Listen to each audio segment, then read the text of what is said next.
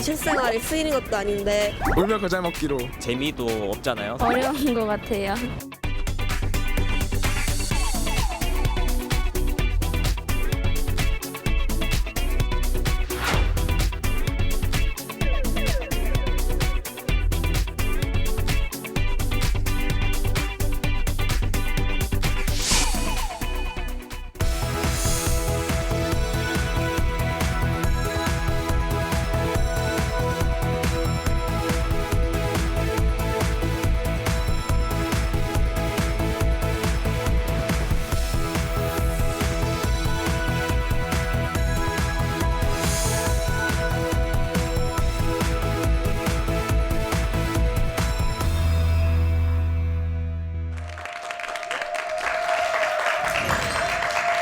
안녕하세요. 수학으로 고민하는 학부모들을 위한 수학 콘텐츠 수다학의 MC 지승현입니다.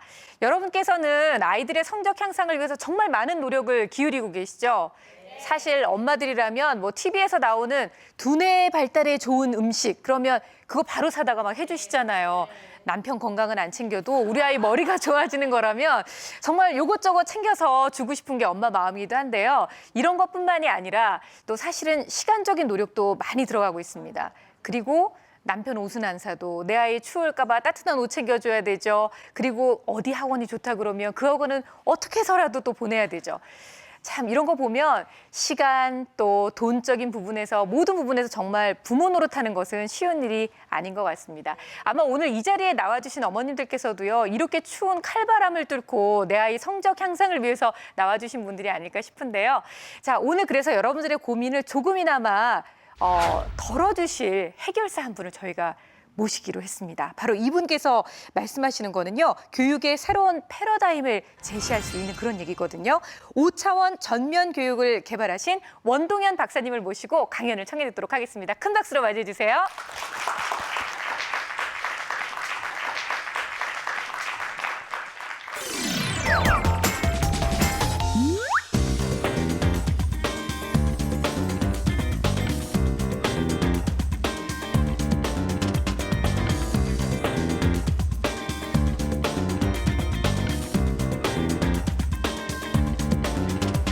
아버지 뭐 하시노?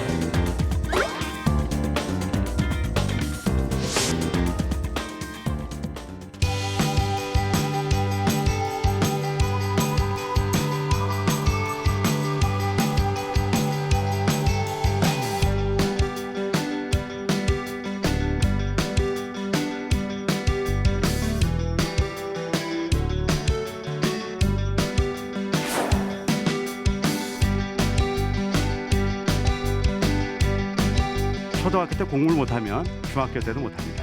되는 애는 되고 안 되는 애들은 안 됩니다. 분명한 이유가 있었습니다. 한마디로 얘기하면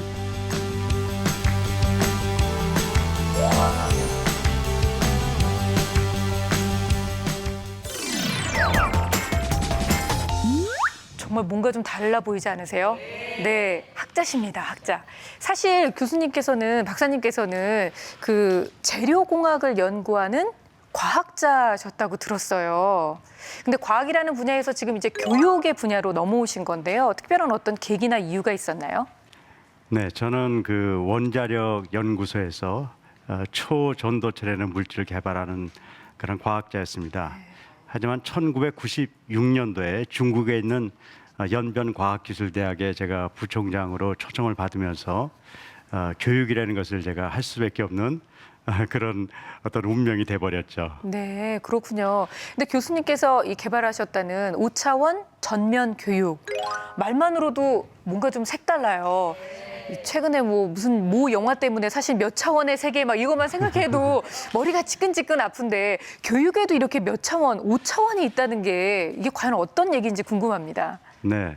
우리가 일반적으로 공부를 잘하기 위해서는 공부를 열심히 하면 된다고들 이야기합니다. 하지만 겉은 그렇지만 본질은 그렇지 않습니다. 우리 공부를 못하게 하는 많은 다른 요소들이 있습니다. 네. 그래서 다른 요소들, 본질적인 요소, 지력, 심리학, 체력, 자기관리, 인간관계에 이 5가지 요소가 변화됐을 때 진정한 실력이 있는 사람이 된다는 제 주장 때문에 이 네. 5가지 요소의 교육을 5차원 전면 교육이라고 이야기하고 있습니다. 네, 지금 얼핏 들어도 뭐 인간관계까지 나오고요. 정말 우리가 생각하는 그 교육이라는 것보다 훨씬 더 큰 세상이 뭔가 숨겨져 있을 것만 같은 생각이 드는데요. 근데 사실 이 5차원 전면 교육이 우리에겐 굉장히 생소하게 들릴 수 있는데 해외에서 또 그렇게 많이 알려져 있다면서요? 네, 제가 아까 말씀드린 대로 96년도에 한국을 떠난 이후에 지금까지 한 18년 동안에 저는 4개 다른 나라의 대학에 총장과 부총장을 했고요. 제가 2군데 고등학교에 교장을 했습니다. 네. 그러면서 이 교육을 이렇게 알렸기 때문에 해외 많은 곳이 5차원 교육을 지금 잘 알고 있는 편이죠. 그렇군요. 세계는 다 알고 있는데 우리만 몰랐대요. 너무 궁금하지 않으세요? 네, 5차원 전면 교육에 대한 뭔가를 좀 알게 되면 내 아이 교육에 대한 새로운 장을 열 수 있지 않을까라는 기대를 갖게 됩니다. 자, 그러면 오늘 5차원 전면 교육 방법에 대해서 원동현 박사님의 강연을 청해 듣도록 하겠습니다. 큰 박수로 청해 듣죠.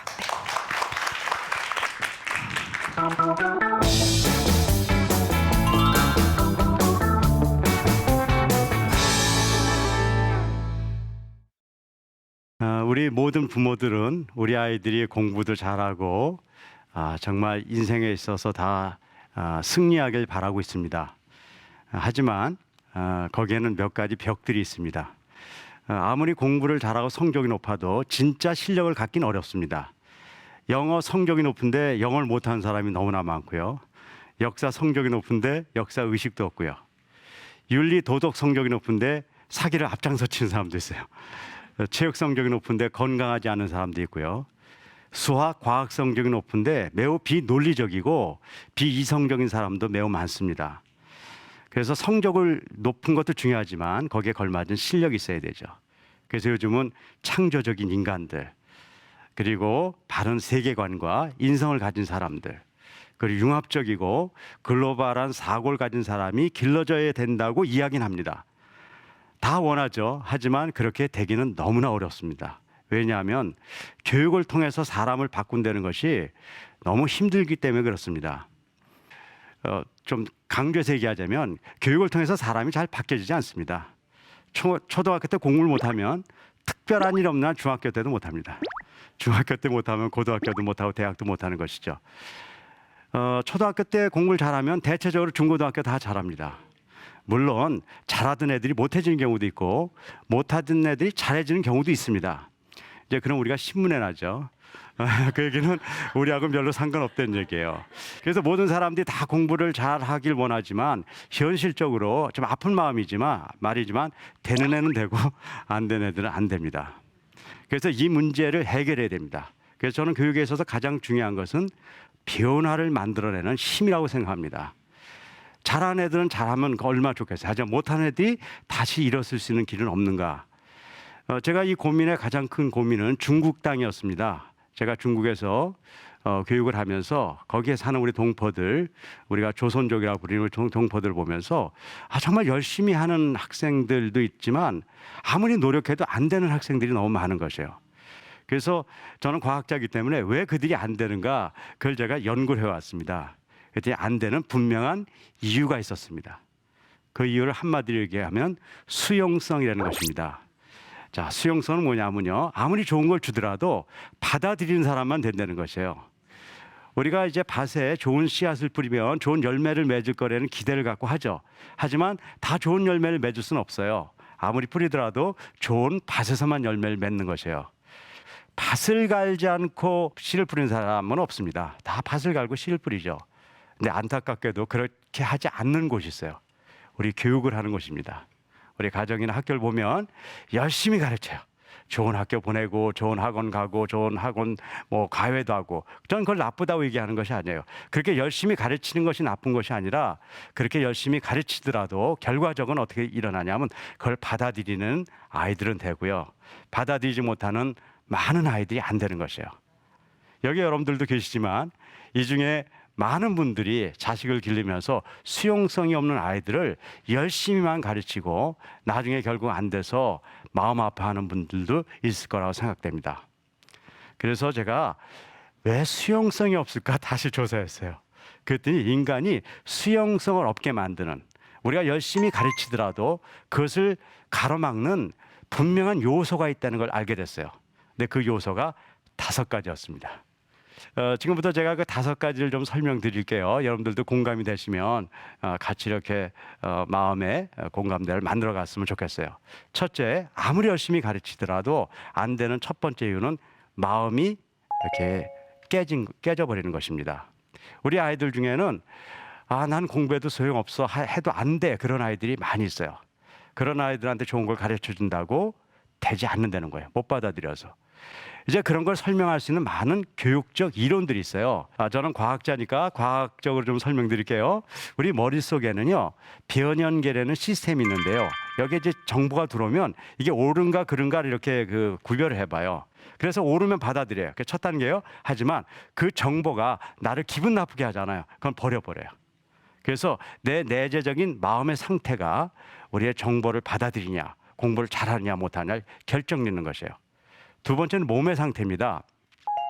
제가 고등학교 교장을 할 때요, 제일 안타까운 게 공부만 하면 자는 애들이 많은 거예요. 저는 피곤해서 자는 줄 알았어요. 근데 곧 그렇지 않다는 걸 알게 됐어요. 그렇게 자던 애들이 쉬는 시간 종일 따릉 울잖아요. 그럼 눈에 총기가 확 올라와서 잘 쉽니다. 10분이 유지돼요. 다시 공부 시간 종일 따릉 울잖아요. 그럼 다시 고개가 떨어집니다. 그런 아이들을 이렇게 잘 분석해 보면요, 눈을 뜨고 찍었는데 뇌파에 수면파가 떠다니는 아이들이 많이 있어요. 눈 뜨고 자버리는 것이에요. 몸의 구조가 잘못되더라도 우리가 공부를 잘할 수 없습니다. 세 번째 중요한 것은 지성의 틀이에요. 저는 한국 교육을 보면서 너무 교육공학적으로 흐른다, 너무 메소돌로지, 방법론에 치우쳐 있다고 봐요. 저는 방법론이 좋은 것이 나쁘다는 것이 아니에요. 좋은 방법을 가르치는 건 너무나 좋죠. 하지만 아무리 좋은 방법이 개발된다 하더라도 그걸 받아들이는 사람만 되는 거예요. 본질적으로 그것이 바뀌어지는 건 아닙니다. 본질적인 얘기를 해드릴게요. 인간은 지적인 틀이 내가 갖고 있는 가치관과 세계관에 의해서 결판이 나요. 그래서 내 가치관과 세계관에 의해서 들리는 게 달라요. 여성들이요, 길에 군인이 있는 걸 잘 못 봅니다. 근데 자기 아이가 군대를 가잖아요. 그럼 군인만 보여요. 그런데 아이가 제대하잖아요. 그럼 군인도 같이 없어져 버려요. 자, 이것이 학생들에게 그대로 일어나요. 선생님이 아이들에게 동일한 교육을 합니다. 그럼 동일한 결과가 나와야 되잖아요. 그런 건 없어요. 왜 그러냐면 들리는 게 달라요. 어떤 학생들은 시험에 나오는 중요한 게 들리는 애가 있어요. 근데 신기한 애들이 있어요. 선생님도 얘기하면 시험에 안 나오는 중요하지 않은 것만 들리는 애가 있어요. 선생님 농담한 거, 이런 거만 들려서 일생을 기억하고 있어요. 안타깝지만요, 이것은 우리가 갖고 있는 잘못된 가치관과 세계관 때문에 진리가 선포되더라도 들을 수 없는 것이에요. 네 번째, 자기관리 능력이 없는 것이에요. 계획은 많이 짜요. 좀 자기주도 학습해가지고 계획은 많이 짜는데 계획을 짜봤자 못해요. 그래서 그런 학습을 많이 해보면요, 나중에 알아요. 난 계획을 짜봤자 안 되는 인간이라는 걸 더 알게 돼버려요. 그래서 더 큰 부작용을 만들어버려요. 마지막, 너무 마음 아픈 얘기인데 우리가 아무리 교육하더라도 받아들이지 못하는 이유는 인간관계 회복 능력 때문에 그래요. 공부 못하는 애들이요, 좋은 얘기를 못 들어서 공부를 못하는 거라고 많이 생각해요. 우리가 가까운 부모나 교사로부터 상처를 입고 우리는 항상 어려울 때가 많이 있습니다. 그럴 때 우리가 좋은 얘기를 하잖아요. 그 미워하는 부모나 선생님이 좋은 얘기를 해요. 공부 열심히 해야 된다, 너 그렇게 살면 안 된다. 그러면 공부 안 하고 딴 길로 가게 살게 돼요. 우리는 공부를 못하는 이유가 공부라고 얘기해요. 그런 것이 없지 않겠죠. 하지만 본질은 그것이 아니에요. 한 인간이 갖고는 전 인격적인 인성, 지적인 틀, 마음의 틀, 몸의 틀, 자기관리의 틀, 인간관계의 틀이 깨졌기 때문에 아무리 좋은 걸 주더라도 받아들이지 못하고 결국은 실력 없는 사람으로 전락되는 것이에요. 전 이런 본질적인 문제를 놔두고 우리가 어떤 교육을 한다 하더라도 그냥 받아들이는 일부에게만 일어나는 현상인 것이에요. 그런데 안타깝게도 우리의 교육의 문제는 그렇게 잘하는 애들은 어떻게 해더라도 잘해요. 그냥 알아서 잘해요. 우리의 초점은 이 못하는 애들이 일어날 수 있는 길들을 만들어내야 돼요. 그래서 제가 이 5가지를 바꿀 수 있는 커리큘럼들을 만들기 시작했어요. 그리고 저는 과학자이기 때문에 실험을 해보기로 했어요. 왜냐하면 아무리 제가 좋은 얘기를 했더라도 이게 진짜인가를 알아야 되잖아요. 그 실험의 기간이 꼭 20년이 걸렸어요. 그래서 제가 이걸 찾기 위해서 여러 나라를 다니기 시작했어요. 중국에 있다가 제가 몽골로, 그다음에 라오스로, 지금 현재 아프리카까지 제가 이 교육을 시행하고 있습니다.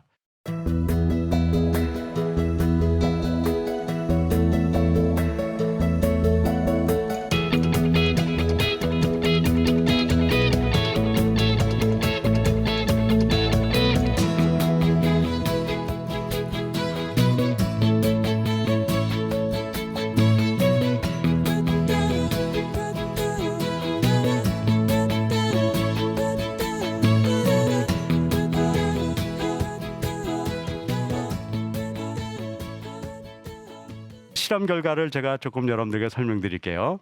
제가 이 실험을 할 때 어떻게 했냐면 못하는 아이들하고 시작하기로 결정했어요. 왜 그러냐면 잘하는 아이들하고 실험을 하면 교육 결과가 나왔을 때 이게 걔가 잘해서 열심히 해서 그런 건지 교육의 결과인지를 구별해낼 수가 없어요. 그래서 제가 중국에서 처음 시작할 때 연길시 1학년 3반 아이들을 저한테 추천해 줬어요. 왜냐하면 걔네들은 고등학교 10개 반 중에 1학년 10개 반 중에 10등, 꼴등하는 아이들이었어요. 그 선생님이 열심히 애들을 가르쳤어요.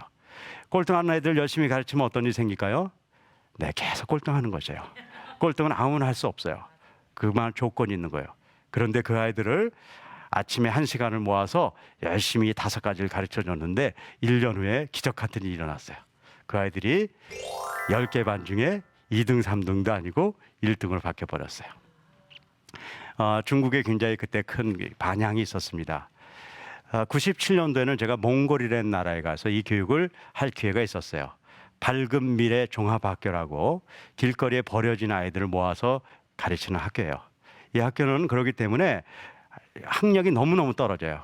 그래서 교육청에서 이 학생들은 그냥 읽고 쓰고만 된다 이렇게 한 학생들인데 우리 교육을 한 1년 후에 울란바토르시 교육청에서 전체 시험을 봤는데 일반 학교보다 성적이 높아졌어요.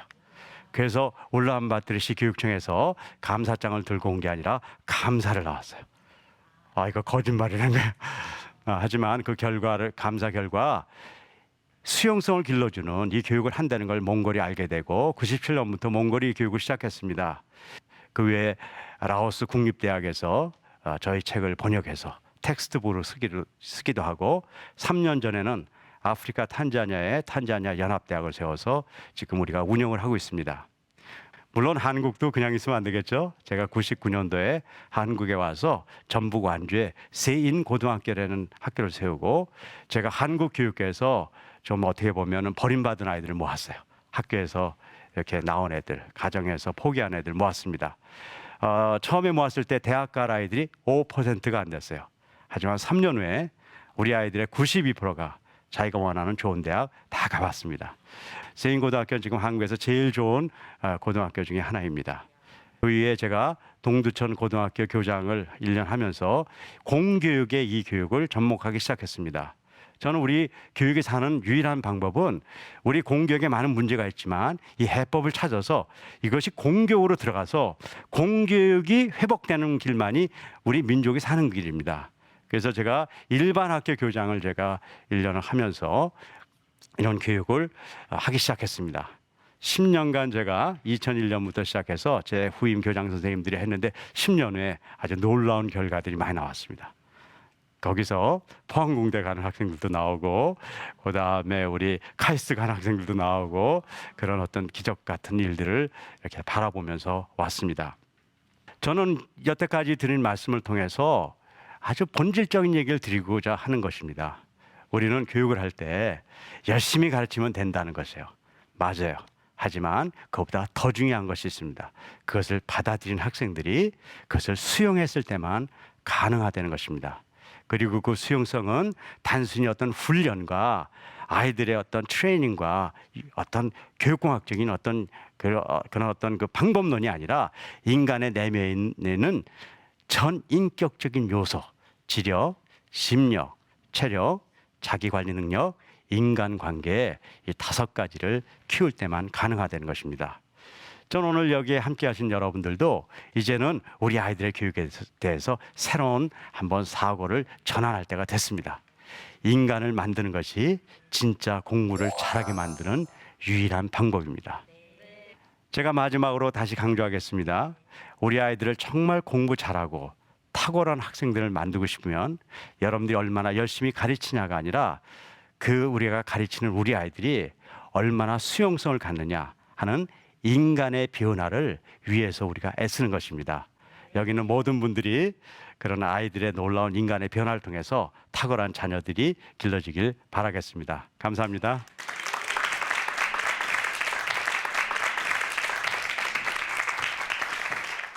전 처음에 5차원적 전면 교육, 그래서 좀 공상 영화처럼 되게 어려운 내용일 거야라고 생각했는데 오히려 여러분들께서 내용을 들으시면서 훨씬 더 눈앞이 맑아지는 듯한 느낌이 들지 않으세요?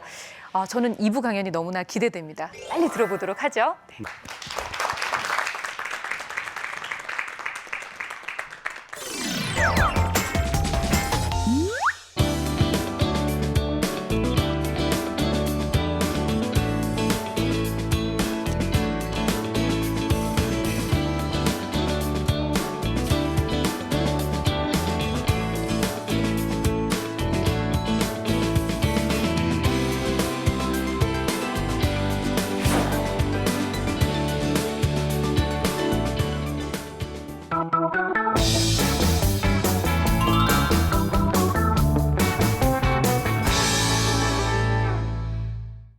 제가 앞에서는 교육 전반에 대한 얘기를 드렸다 그러면 이번에는 그중에 가장 어려운 것 하나를 해결하는 방법을 알려드리겠습니다.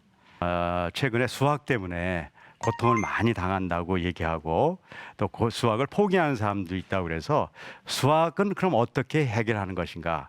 그 수학도 그냥 수학 공부를 열심히 하는 것만으로 된다 그러면 얼마나 좋겠어요. 하지만 그런 건 없습니다. 수학을 못하는 아이들이 수학의 공부를 안 해서 못하는 아이들도 있지만 수학 공부를 열심히 해도 못하는 학생들이 매우 많습니다. 그래서 우리가 아이들을 열심히 공부해라, 그리고 어떤 전략을 가져야 된다는 것 매우 중요하지만 더 본질을 알아야 됩니다. 자, 수학은 왜 합니까? 수학을 하는 이유는 논리적인 사고 체계를 통해서 수학을 하려고 하는 것이죠. 그래서 생각을 많이 해야 된다고 얘기를 해요. 깊이 있게 생각한다고도 얘기해요. 그러면 아이들이 물어봐요. 어떻게 하는 게 깊이 있는 생각이에요?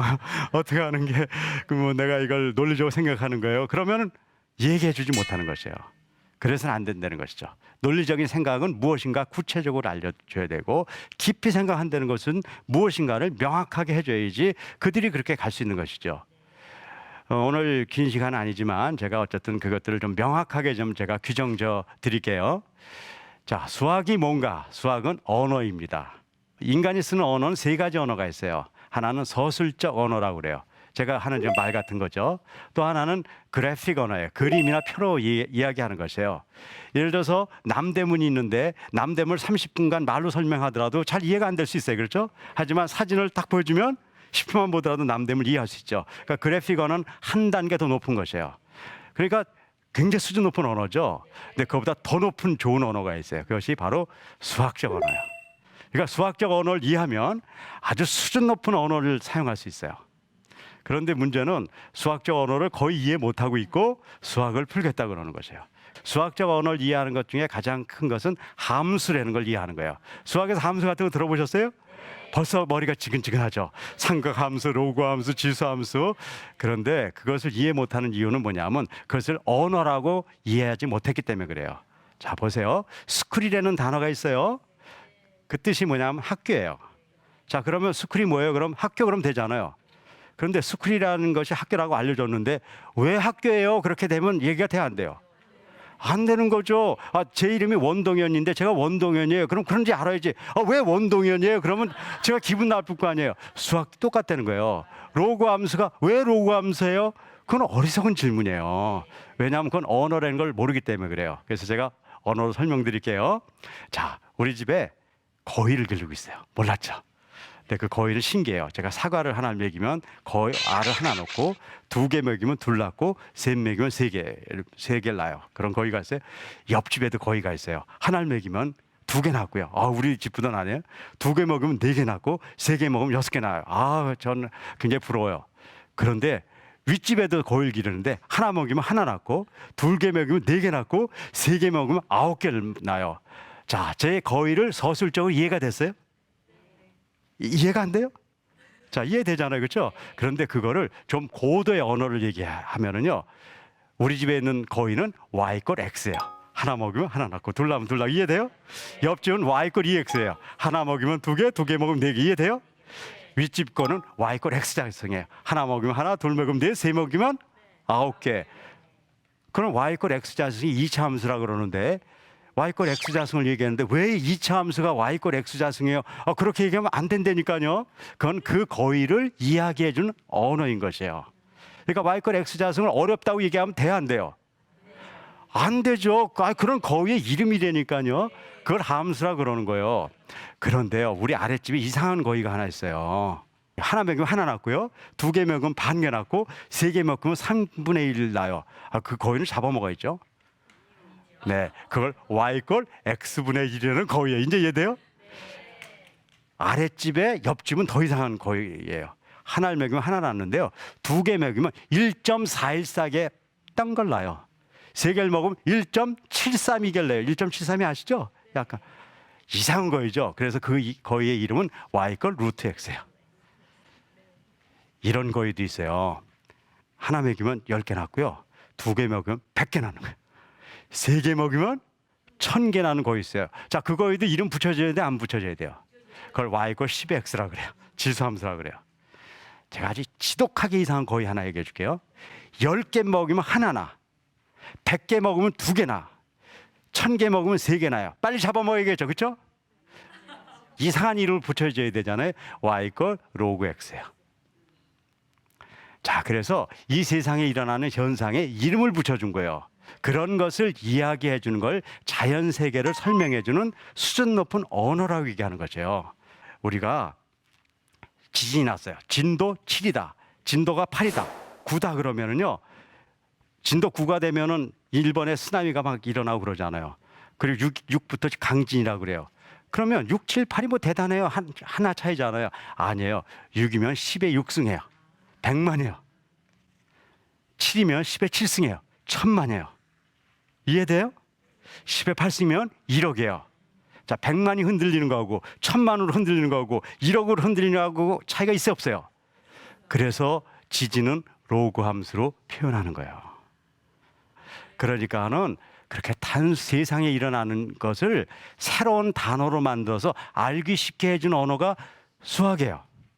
그런데 우리가 초중고등학교까지 배우는 수학이 그것이 몇 개 안 돼요. 단어가요. 10개도 안 돼요. Y꼴 1 플러스 X. 아까 봤죠? 그다음에 플러스 X의 자승. 기억나요? X분의 1 플러스 루트 X 플러스 사인 X. 사인 X는 왔다 갔다 하는 거예요. 그다음에 2의 X 자승. 아까 지수함수 얘기했죠? 로그 X. 그게 고등학교까지 배우는 전체예요. 그 단어 10개를 알면 끝나는 거예요. 그런데 왜 모르냐면 그 단어 10개가 무슨 뜻인지 10년을 공부해도 몰라서 그런 거예요. 제가 10년 공부할 거를 제가 10분 내에 다 얘기해 줬습니다. 그거 외에는 수학에 없어요. 그걸 갖고 하는 거예요. 그걸 제가 수학의 1대 원리라고 얘기해요. 수학의 1대 원리. 그럼 수학은 다 끝난 거예요. 그런데 현실적으로 학교 가면 문제를 풀잖아요. 그렇죠? 그 식을 갖고 문제를 자꾸 풀잖아요. 그런데 그 문제가 많아요, 적어요? 엄청나게 많잖아요. 그래서 힘들어하는 거예요. 그런데 수학은 문제가 많으냐 적으냐하고는 아무 상관없어요. 수학은 뭘 한다고 그랬죠? 논리적이고 체계적인 사고 체계를 한다고 얘기하잖아요. 그러니까 문제가 많으면 어때요? 논리적이고 체계적인 사고만 하면 되잖아요. 그런데 왜 못하는지 아세요? 체계적이고 논리적인 사고가 뭔지를 모르는 거예요. 그래서 제가 체계적이고 논리적인 사고를 제가 이렇게 추론하고 정리해서 5가지의 생각하는 방법이 있어요. 그걸 제가 수학의 5서 원칙이라고 얘기하는데 그 5가지 방법을 훈련하면 그 1대 원리하고 이렇게 이렇게 연결해서 1대 원리 5서 원칙에 의해서 모든 수학을 다 할 수 있다는 걸 알게 됐어요.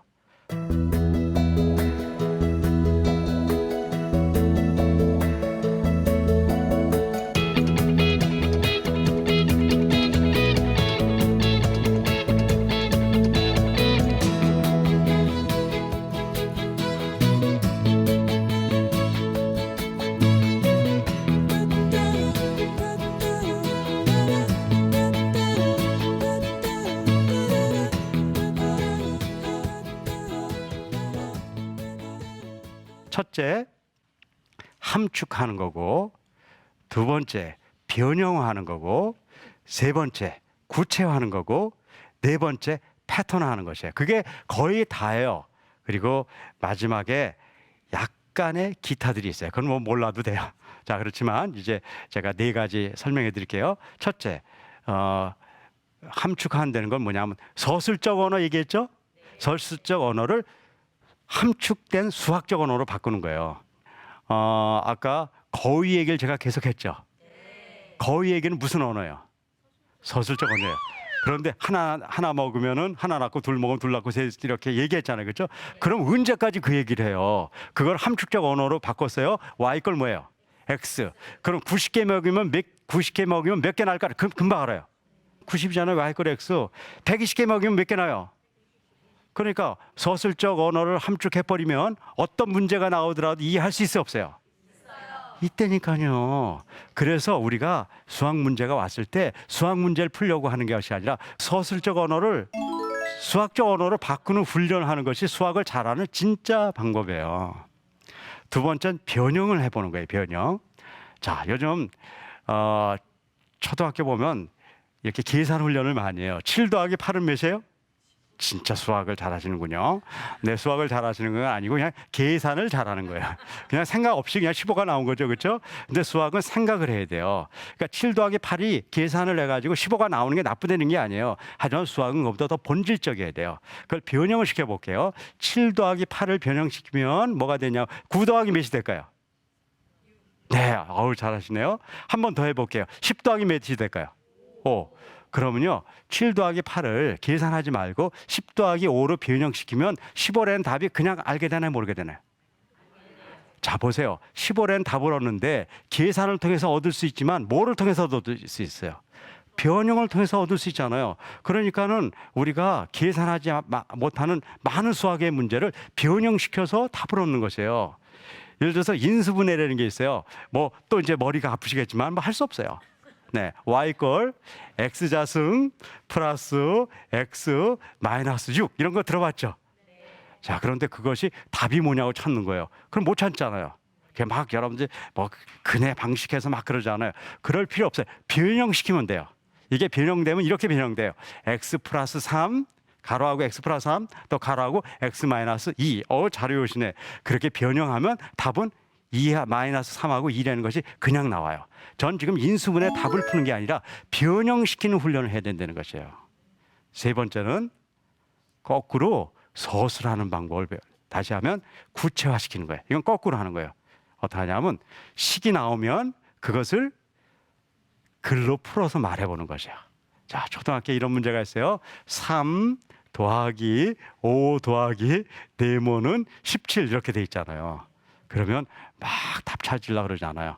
근데 저는 그렇게 안 해요. 이걸 가지고 서술하게 해요. 그럼 학생들이 이렇게 얘기해요. 우리 집 연못에 물고기가 17마리가 있어요. 근데 3마리는 붕어고 5마리는 잉어인데 나머지가 전부 송사리예요. 그래서 네모는 송사리가 몇 마리인가를 물어보는 이야기네요. 이렇게 서술할 수 있는 아이들은 그 문제를 완전하게 풀 수 있어요. 마지막은 패턴화라는 거예요. 자, 1, 3, 5, 7, 9 이제 나가고 있어요. 그럼 그 다음 거를 네모예요. 이걸 알려면 뭘 알면 되냐면 패턴을 알면 돼요. 1, 3, 5, 7, 9 다음에 뭘까요? 11. 그 다음에 뭐 나와요? 13, 15. 그거는 마술이 아니에요. 패턴화됐기 때문에 그래요. 그래서 인간이 이런 내면적인 5가지 요소들을 이렇게 추론하는 그런 구체적인 논리적인 방법을 익히잖아요. 그럼 누구도 수학을 못할 수가 없어요. 왜 그러냐면 수학이라는 것은 너무 간단한 거기 때문에 그래요. 믿기 어려우시죠? 우주가 그렇게 돼 있어요. 우주가 그렇게 돼 있어요. 왜 그러냐면 우리 이 지구 세상의 삼라만상이 굉장히 복잡해 보이죠. 하지만 내면에 들어가면 몇 개의 소립자로 돼 있어요. 들어보셨죠? 양성자, 전자, 중성자 그런 거 들어보셨죠? 수학도 똑같아요. 다양하고 어려워 보이는 것처럼 어려워 보이지만 그 안에 들어가면 아까 얘기대로 인간이 사고할 수 있는 몇 가지 사고 방식으로 구조화됐기 때문에 그 훈련을 하면 누구나 할 수 있다는 것입니다. 자, 그럼 정말 그런가 궁금해 하시잖아요. 그렇죠? 네, 그래서 제가 실험을 했을까요, 안 했을까요? 네, 실험을 했죠. 그래서 제가 일반 학교에다가 이걸 하자고 그랬어요. 잘 하려고 그랬을까요, 안 하려고 그랬을까요? 어떻게 그렇게 잘하세요? 그래서 제가 이렇게 요청했어요. 학교에 1학기 때 열심히 가르쳤는데도 안다는 아이를 뽑아달라 했더니 20명을 뽑았어요. 그래서 방학 때 한 달간 뭐만 했을까요? 이 5가지를 변형시키는 방법을 훈련했어요. 뭐 하죠? 처음에 기억나세요? 함축화. 그다음에 뭐 있어요? 변형화. 그다음에 뭐 있어요? 구체화. 네, 패턴화. 그렇게 훈련을 했어요. 그랬더니 표에 나타난 것처럼 20명 전원이 조금이라도 다 올라갔어요. 자, 이건 제가 성적이 올라갔다 안 올라갔다 얘기를 하는 게 아니에요. 변화될 수 있다는 걸 얘기하는 거죠. 지금 우리 수포자라는 얘기를 지금 많이 하잖아요. 수학을 왜 포기하게 돼요? 여러분들 많은 경우는 공부를 안 해서 포기한다고 얘기하잖아요. 그렇지 않아요. 해도 안 되기 때문에 포기하는 것이에요. 그런데 열심히 해서 된다. 그럼 벌써 열심히 했죠. 그게 아니라니까요. 인간은 열심히 해서 안 되는 것이 아니에요. 열심히 해도 안 되기 때문에 안 되는 거예요. 거기에는 그럴 만한 분명한 조건들이 있는 것이에요. 그 조건이 몇 가지 있죠. 첫째는 기초가 안 좋은 거예요. 그렇죠? 초등학교 공부를 이렇게 수학을 포기한 애들이 많다 그런 얘기를 들어보는데 제가 중학교 보니까요 50% 정도가 중학교 6년에 공부를 했는데 초등학교 6년을 공부했는데 50% 정도가 포기해요. 아시죠? 그래서 중학교 3년을 하면 그중에 50%가 포기해요. 그래서 한 20여 프로만 고등학교 때 수학을 하겠다 그래요. 근데 고등학교 3년을 배우면 거기서 20% 정도 또 50%가 포기해요. 그래서 대학에서 한 14% 정도가 수학을 하는 거예요. 공부를 하면 할수록 포기한 사람이 더 늘어가는 그 본질적인 이유를 아셔야 되잖아요. 그래서 우리가 이제는 우리가 수학까지도 좀 더 본질을 바라봐야 돼요. 여러분들 여태까지 공부를 하면서 많이 포기했는데 여러분들 이제 포기하지 않으셔도 돼요. 여러분들도 수학할 수 있어요. 여러분들이 수학이 되면 안 되는 아이들이 있을까요? 네. 그래서 오늘 배우신 걸 좀 잘 이렇게 염두에 두셔가지고 언젠가 여러분들 이 수학이라는 수포자라는 용어가 우리 한국 사회에 다 없어지길 바라면서 이렇게 말씀을 마치겠습니다. 감사합니다.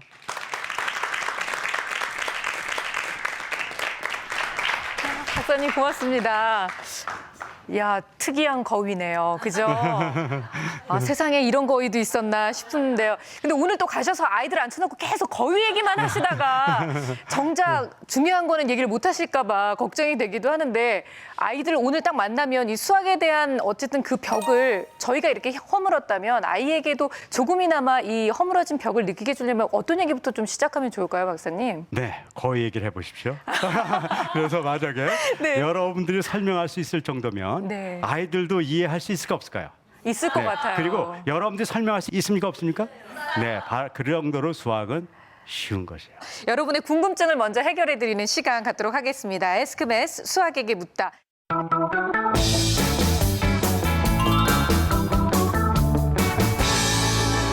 먼저 수다 홈페이지를 통해서 올려주신 질문인데요.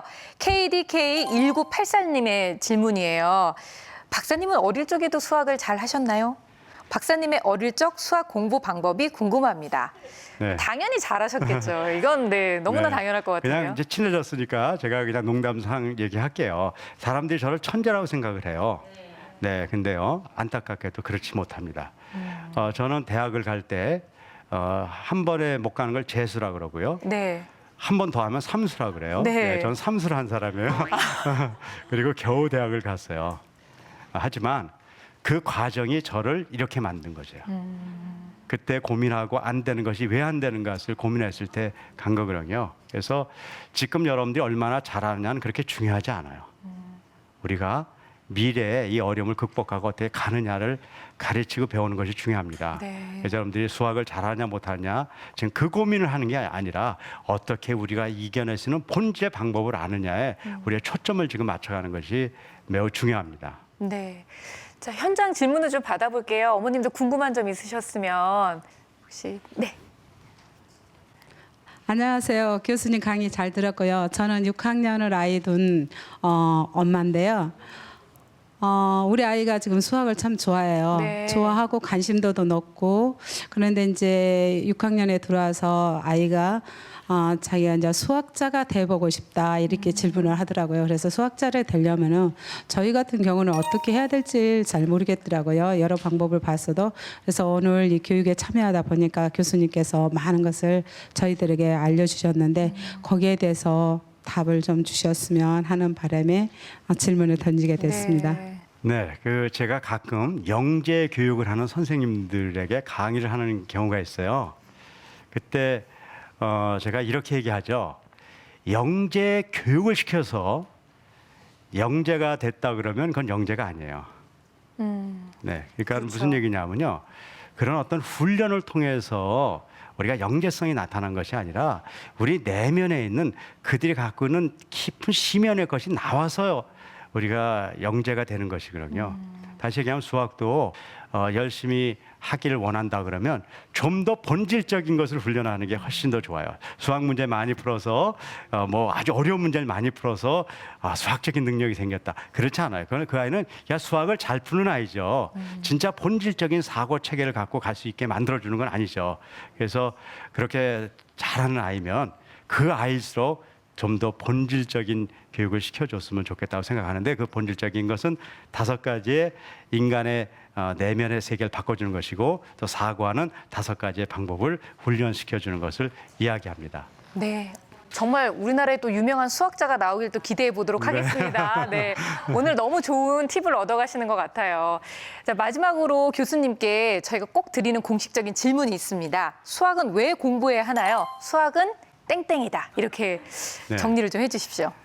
수학을 하는 이유는 우리의 현실에 일어나는 많은 일들이 어려운 일이 많이 있습니다. 근데 그걸 해결하는 방법은 그거보다 한 차원 높은 언어로 해결하는 것입니다. 그래서 한 차원 높은 언어를 가진 사람은 그 낮은 차원의 사건을 해결할 수 있어요. 네. 그래서 수학은 우리에게 부닥치는 어려움을 해결시켜주는 에너지다. 이렇게 제가 말씀을 드리겠습니다. 네. 이해가 잘 되셨습니까? 네, 오늘 정말 너무 좋은 강연 해주셨고요. 저희로 하여금 또 새로운 세상을 보게 해주신 것 같아서 정말 뜻깊은 시간이 아니었나 싶습니다. 여러분도 그러셨죠? 네, 오늘 강연 해주신 원동현 박사님께 다시 한번 큰 박수 보내주시기 바랍니다. 박사님 감사합니다. 고맙습니다. 네, 오늘은요, 수학이 복잡하게 느껴지지 않았어요. 네. 오늘은 그냥 수학하면 이제 앞으로 좀 편안하게 거의만 떠올리면 될 것 같다는 생각이 들고요. 또 무엇보다 수학은 우리가 늘 항상 공식으로만 생각했는데 이것이 언어였구나. 우리가 언어로 약속해 놓은 것이었구나라고 생각하면 아이들과 얘기할 때도 이게 말이래 하면서 말로 풀면 서로 더 이해가 잘 될 것 같고요. 자, 많은 시청자 여러분들께서도 저희 수다학과 함께 하시고 싶으신 분들 계실 텐데요. 아래로 나가고 있는 주소를 통해서 방청 신청해 주시면 저희와 함께 하실 수 있습니다. 자, 수다학은 다음 주에 더욱더 즐거운 소식 가지고 찾아오도록 하겠습니다. 감사합니다.